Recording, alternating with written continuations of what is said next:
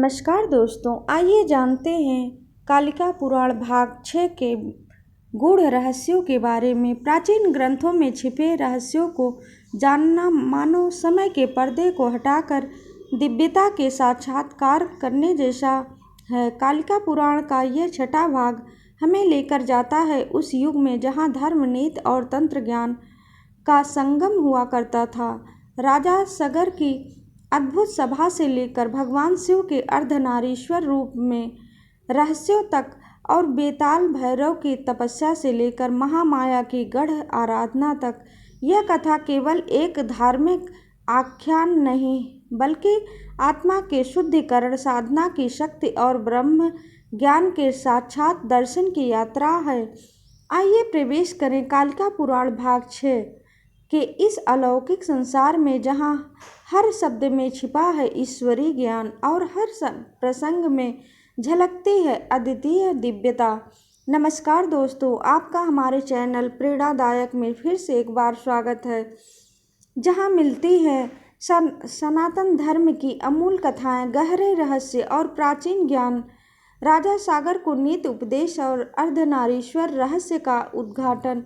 राजा सागर नीति उपदेश और अर्धनारीश्वर रहस्य का उच्चाटन। प्राचीन कालिका पुराण के 6ठे अध्याय का आरंभ एक अत्यंत महत्वपूर्ण धार्मिक और राजनीतिक सभा से होता है, जहाँ धर्म और नीति की स्थापना के लिए मुनियों का एक विशाल समूह राजा के राज दरबार में एकत्र हुआ था। यह ज्ञानी जन केवल एक स्थान से नहीं बल्कि पूरे उत्तर, दक्षिण और पश्चिम सभी चारों दिशाओं से राजा सागर के दर्शन करने के लिए पधारे थे, जिनमें ब्राह्मण रूपधारी श्रेष्ठ ऋषि भी शामिल थे, जिनके उपस्थिति ने सभा को दिव्य बना दिया था।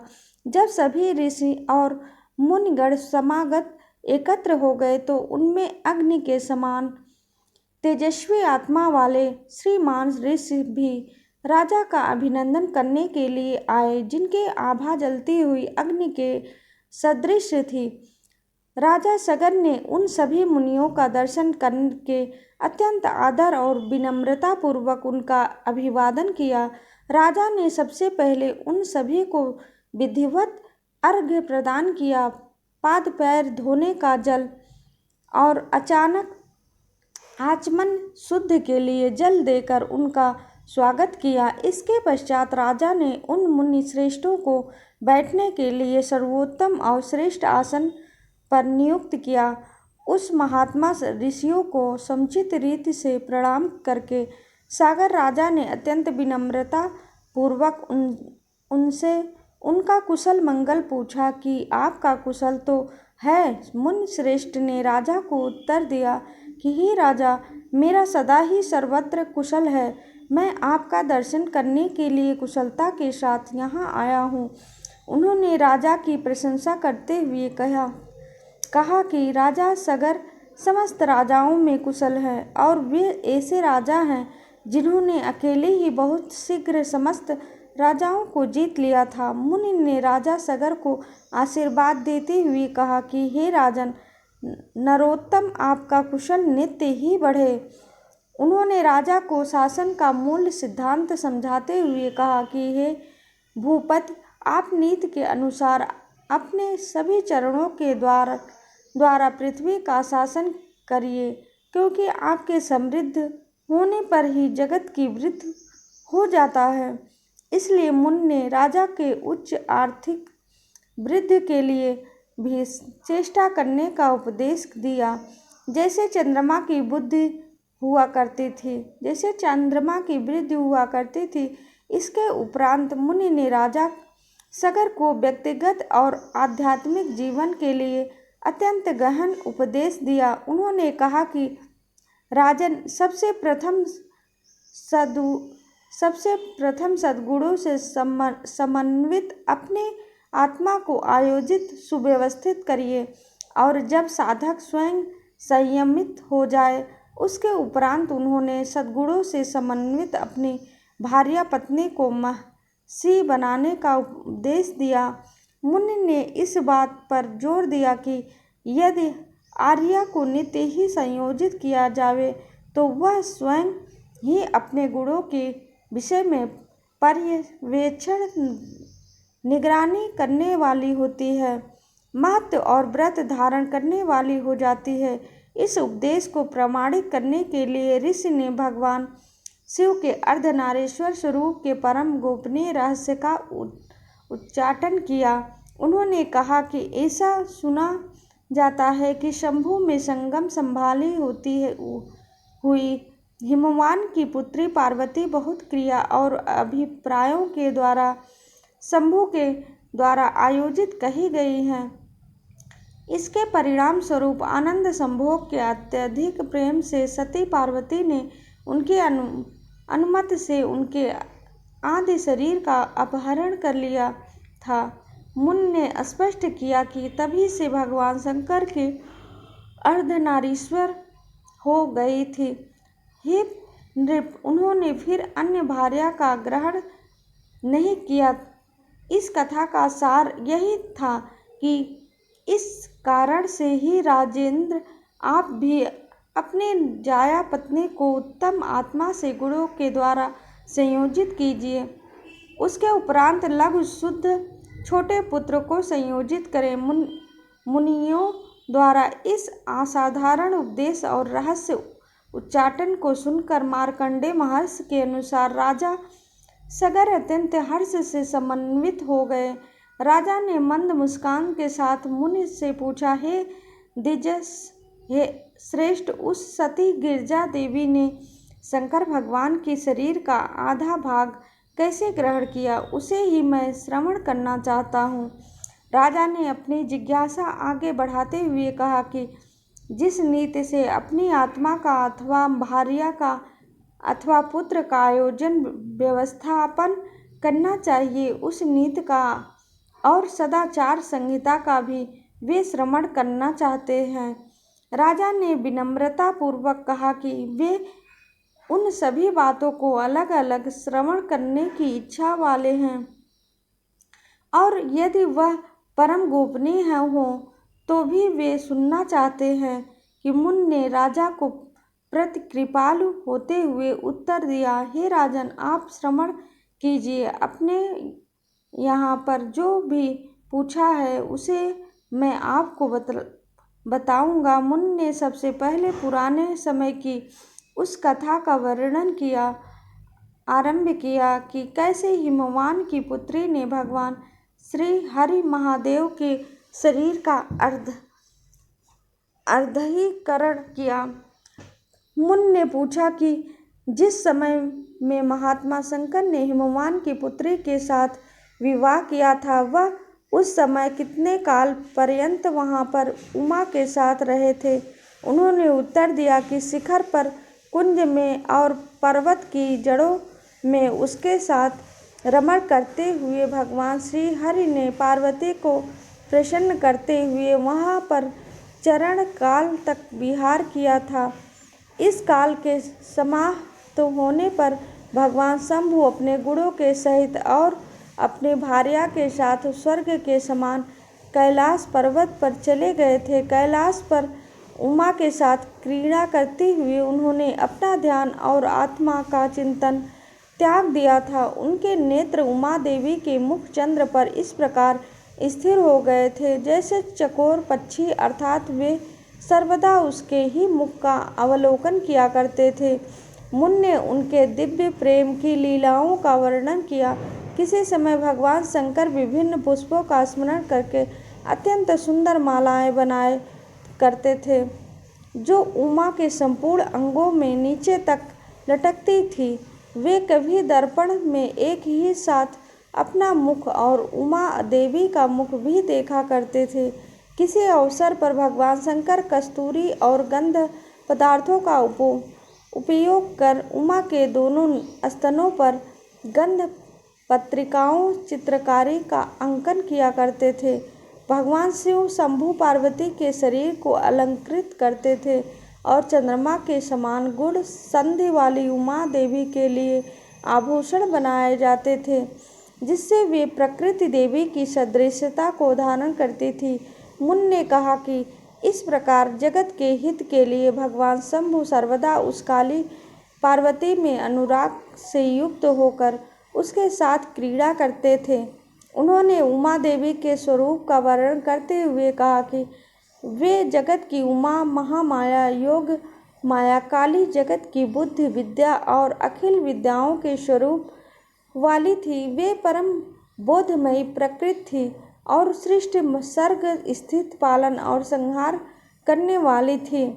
इसके बाद मुनि ने बताया कि कालक्रम से राजा सगर के पुत्र बड़े हुए, जो शस्त्रों और अस्त्रों के ज्ञान में कुशल थे। वे धर्म और अर्थ के ज्ञान में परम प्रवीण, ब्राह्मणों के प्रति आदर रखने वाले और सत्यवादी थे। राजा सगर के 3 पुत्रों में से राजा दमन और अलर्क, जो बाद में वेताल और भैरव नाम से जाने गए, वे पुत्रवत बुद्धि नहीं रखते थे। राजा को नित्य यह चिंता रहती थी कि कहीं यह दोनों वीर उनके शत्रुओं को अथवा राज्य को नष्ट न कर दें। इसी चिंता के कारण राजा ने अपने सबसे बड़े औरस पुत्र परिचय को युवराज पद पर अभिषेक कर दिया। युवराज परिचय समस्त शास्त्रों के अर्थों में पारंगत था। राजा ने दमन और अलर्क को दान तो दिया, किंतु यह दान भेदभावपूर्ण था, जिससे उन दोनों में क्रोध और विरोध का भाव उत्पन्न हो गया। वे दोनों भोगों से विमुख होकर अविवाहित रहकर निरंतर निर्जन वन में निवास किया करते थे। शिवपुत्रों का प्रकटीकरण और कामरूप पीठ का गोपनीय उपदेश। राजा सगर के पुत्र दमन और शिवपुत्रों का प्रकटीकरण और कामरूप पीठ का गोपनीय उपदेश। अलख, जो बाद में वेताल और भैरव नाम से जाने गए, वन में निवास करने के प्रसंग के बीच में कथा ने राजा की पत्नी तारावती की चिंता और कपोत राजा के वृत्तांत को जोड़ा। तारावती को अपने पुत्रों के वन में रहने का ज्ञान था और वह पति चंद्रशेखर तथा पुत्र परिचय से भयभीत होकर गुप्त रूप से दोनों का ज्ञान रखती हुई थी, कुछ नहीं बोलती थी। इसी काल में कपोत राजा ने अपनी पत्नी चित्रगंधा के साथ संभोग उत्सवों द्वारा संतुष्ट होने के बाद तपस्या के लिए तपोवन जाने की इच्छा की। उसने भी अपनी पत्नी से उसके पुत्रों, गुरु और सुवर्चा का उचित प्रिय कार्य करने को पूछा, जिस पर चित्रगंधा ने उसे दोनों पुत्रों का प्रिय कार्य करने और उसे उसकी भागनी बहन के घर संस्थापित करके ही तपोवन जाने को कहा। कपोत मुनि ने तब कुबेर के भवन में जाकर 600 सहस्त्र 6 लाख सुवर्ण मुद्राओं की प्रार्थना की और उन्हें प्राप्त कर लिया। उन्होंने यह धन और रत्न अपने पुत्रों और पत्नी चित्रगदा को दिया और फिर चित्रगदा तथा पुत्रों की सहमति से सभी को आमंत्रित करके वह मुनि शार्दूल कबीरपुर में चला गया। वहाँ कपोत राजा ने राजा चंद्रशेखर और युवराज परिचय से अपनी पत्नी और दोनों पुत्रों के पालन पोषण की प्रार्थना की, यह कहते हुए कि पुत्रहीन का पुत्र राजा ही होता है और मनुष्यों में राजा ही देवता है। राजा सगर ने इस वचन को पूर्ण करने का आश्वासन दिया और युवराज परिचय ने मुनि पुत्र गुरु को राज्य का आधा भाग दिया और सुवर्चा को अपने सचिवों का अध्यक्ष बना दिया। कपोत राजा अपने पुत्रों का आधा राज्य भाग देखकर प्रसन्न हुआ और तपस्या के लिए तपोवन चला गया। मार्ग में भ्रमण करते हुए उस कपोत मुनि ने अकेले विचरण करते हुए 2 किशोरों को देखा, जो परम मनोहर और चंद्रमा के ही समान थे। यह किशोर बेताल और भैरव थे। जिनके मुख में बंदर जैसी आकृति दिखाई दी। कपोत मुनि ने उस दोनों को देखकर पूछा कि वो कौन है जो देवों के समान आभा वाले होकर मार्ग में इस बियाबान में अकेले विचरण कर रहे हैं। उन दोनों ने मुनि को प्रणाम किया और समुचित बातचीत की। उन्होंने स्वयं को चंद्रशेखर राजा सगर का पुत्र बताया, जो तारावती के उदर से उत्पन्न हुए थे। उन्होंने कहा कि राजा से निरंतर अवज्ञा देने और क्रोध से युक्त होने के कारण वे सदा ही अकेले निर्जन वन में भ्रमण करते हैं। उन्होंने बताया कि उनके पिता राजा सगर अप्रभावित रहने के कारण उन्हें कुछ भी देने की इच्छा नहीं करते। इसी कारण वे दोनों तक आचरण करने की इच्छा कर रहे हैं। उनके वचनों को सुनकर मुनिश्रेष्ठ कपोत बोले, आप दोनों उस चंद्रशेखर भक्त के पुत्र नहीं हैं। आप तो तारावती के उदर से उत्पन्न हुए शंकर के ही पुत्र हैं। उन्होंने स्पष्ट किया कि वे दोनों महावीर यशस्वी भैरवी गणों में श्रेष्ठ हैं। और भृगि और महाकाल नाम वाले मुनि ने कहा कि वे शाप के कारण ही इस धरती पर समागत हुए हैं। उन्होंने उन्हें सलाह दी कि आप अपने वास्तविक पिता भगवान शंकर की शरण में गमन कीजिए। कपोत मुनि, जिन्हें अतीत, वर्तमान और भविष्य का पूर्ण ज्ञान था, उन्होंने उन दोनों को श्राप की पूरी कथा सुनाई और यह भी बताया कि कैसे भगवान शिव शंभु और गौरी पृथ्वी पर अवतरित हुए थे। यह सब सुनकर बेताल और भैरव अत्यंत हर्ष से भर गए। उन्होंने मुनि से पूछा, जिस रीति से हम दोनों के द्वारा आराधना करने योग्य हों अथवा जिस स्थान पर उनकी आराधना की जावे जिससे हम दोनों को सिद्ध हो, वहीं हमको बताने की कृपा करें। उन्होंने मुनि का आभार व्यक्त करते हुए कहा कि आपने हम दोनों पर परम अनुग्रह किया है और हमारे हृदय से शल्य पीड़ा को शुद्ध कर दिया है। बेताल और भैरव की प्रार्थना पर मुनि ने उन्हें शिव आराधना के लिए 2 स्थानों का वर्णन किया। पहला वाराणसी नामक पुरी, जो परम सुंदर भागीरथी गंगा के तट पर बसी है। उन्होंने कहा कि यह पूरी आकाश में स्थापित और वहाँ जो भी प्राणी अपने प्राणों को त्याग कर मृत्यु को प्राप्त होता है, महोदय स्वयं उसे संसार के आवागमन से छुटकारा देने के लिए कृपा करते हैं। वहाँ मृत होकर वह पुरुष दूसरे जन्म में परम योगी हो जाता है और निर्वाण पद को प्राप्त कर लेता है। मुनि ने बताया कि यहाँ योग से युक्त महादेव शिव पार्वती के सहित निवास करते हैं, लेकिन यहाँ देवता शीघ्र प्रसन्न होते हैं। दूसरा स्थान जो परम गोपनीय है, वो कामरूप महापीठ है। मुनि ने कहा कि यह क्षेत्र शीघ्र ही कामनाओं का देने वाली परम पुण्यमय पीठ है। उन्होंने कहा कि यहाँ देव शंकर पार्वती के सहित सदा ही सन्निहित विराजमान रहा करते हैं। मुनि ने कामरूप की भौगोलिक सीमाएं बताते हुए कहा कि यह करतोया नदी तक फैला है और 30 योजन विस्तार वाला और 1 योजन लंबा है। यह क्षेत्र बहुत से पर्वतों से पूरित है। मुनि ने इसके नामकरण का रहस्य बताया। भगवान शिव के नेत्रों से भस्म हुए कामदेव ने भगवान शिव के अनुग्रह से वहाँ पर रूप को पुनः प्राप्त किया था, इसलिए यह तभी से कामरूप हो गया था। उन्होंने कहा कि इस पीठ के मध्य भाग से वायव्य, नैऋत्य, ईशानी, आग्नेय, मध्य और पार्श्व में शंकर हैं और यहाँ नील नामक श्रेष्ठ पर्वत में पार्वती विराजमान रहती हैं। मुनि ने उन दोनों को निर्देश दिया कि वे पर्वतों में श्रेष्ठ नट पर्वत पर जाएं, जहाँ नित्य ही महादेव जी रमण किया करते हैं। उन्होंने विशेष रूप से कहा कि वहाँ विंध्याचल पर्वत पर ब्रह्मा जी के पुत्र वशिष्ठ मुनि भगवान शंकर की आराधना किया करते हैं। आप दोनों ही वहाँ पर चले जाइए। वहीं श्रीहरि की आराधना के क्रम में तंत्र के सहित मंत्र जापित कर देंगे। मुनि ने इतना कहकर तपस्या के लिए जाने की इच्छा व्यक्त की।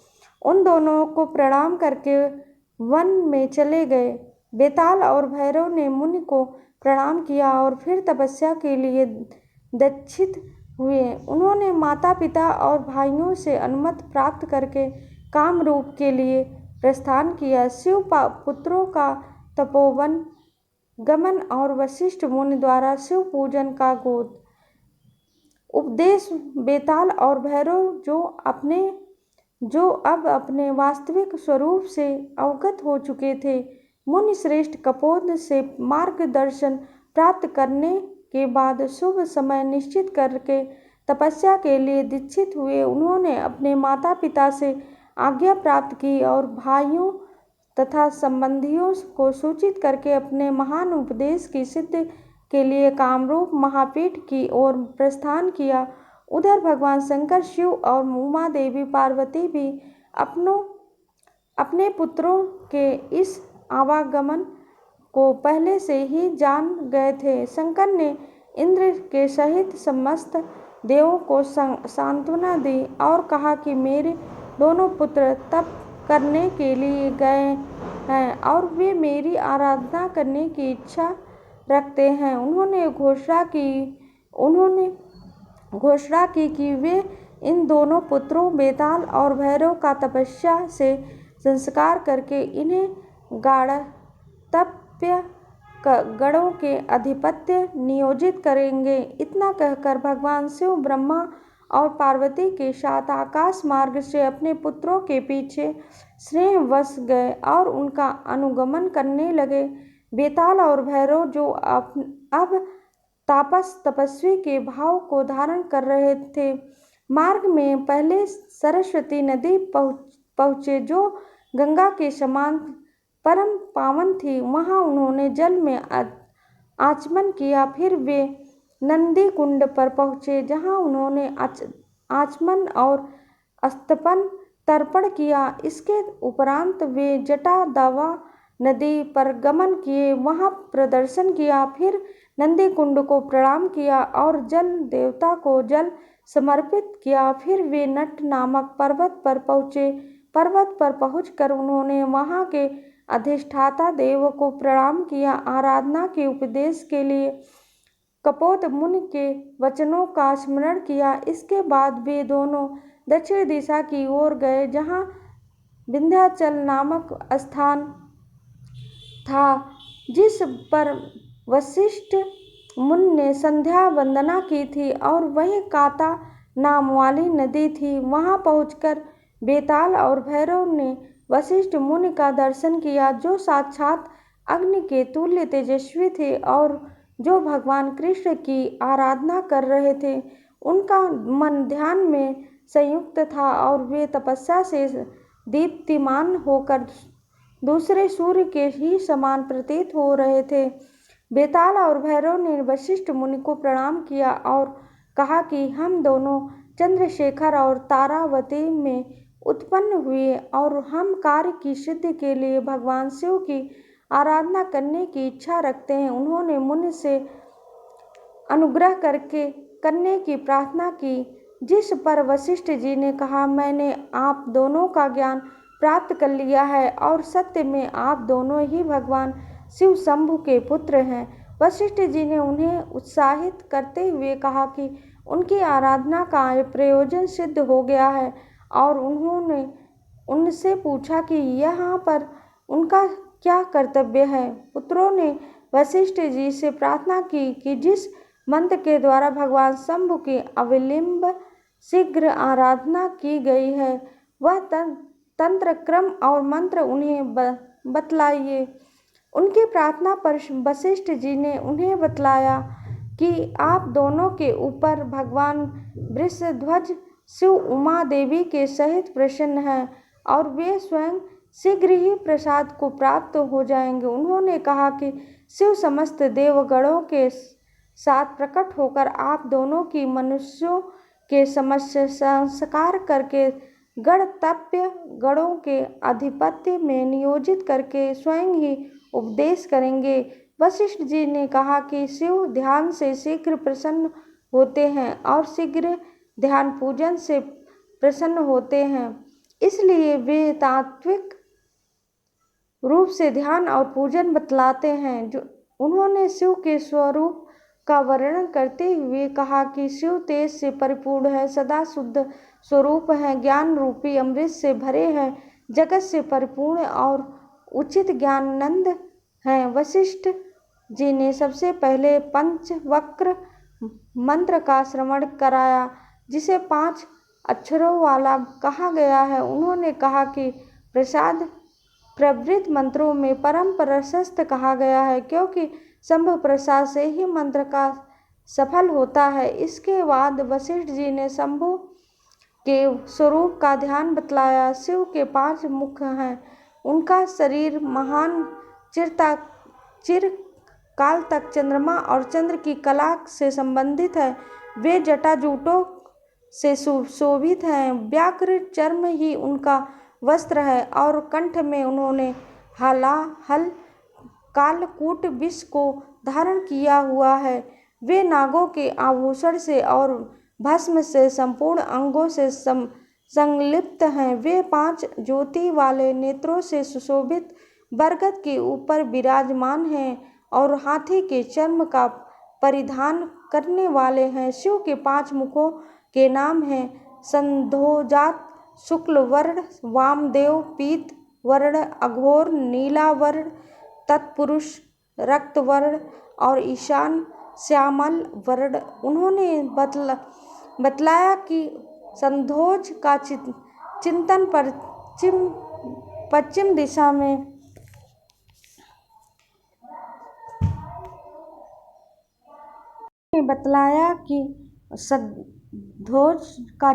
पश्चिम दिशा में, वामदेव का उत्तर दिशा में, दक्षिण में, तत्पुरुष का पूर्व दिशा में और ईशान का मध्य भाग में करना